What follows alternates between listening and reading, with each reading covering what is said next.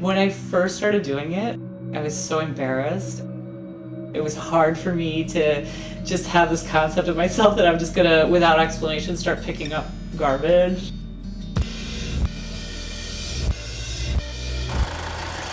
When I'm walking and I'm looking, your imagination just starts going and you just get tuned into finding everything. It just tends to feel really magical. Any little thing has some kind of beauty and some kind of value, even a disgusting thing. My name is Lorelei. I'm the founder of Peace and Gathering, which is a company about taking found objects from specific locations, embedding them in a clear bioresin, and making jewelry and art pieces.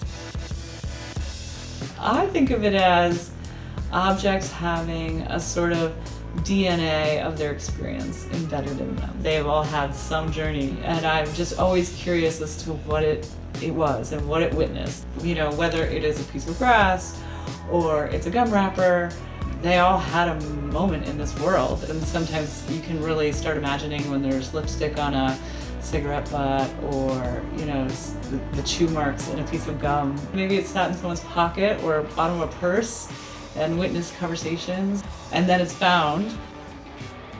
From there, I take it back to the studio, and it's a 3-step process. I dip each piece in resin, lay it out as I'd like it, in the mold, let it dry. The next step is fill the mold for the bulk of the piece, and the third step is I hand paint the surface with another layer of resin.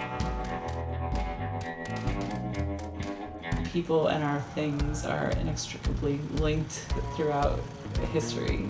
It's so easy to look back with nostalgia on the past and the trinkets and treasures of the past. But you know, our current plastics and garbage and debris will be the future's trinkets and treasures, and things that sustain have a component of plastic.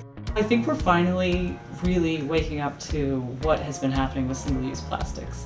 And 20 years ago, we were in a world where people were using single-use plastics and wouldn't even consider another way. I believe and I hope that we're at the peak of the single-use plastic moment in humanity, and so it's almost like archiving it. Somehow the spotlighting of it, when I put it together in the resin, allows people to do that more easily.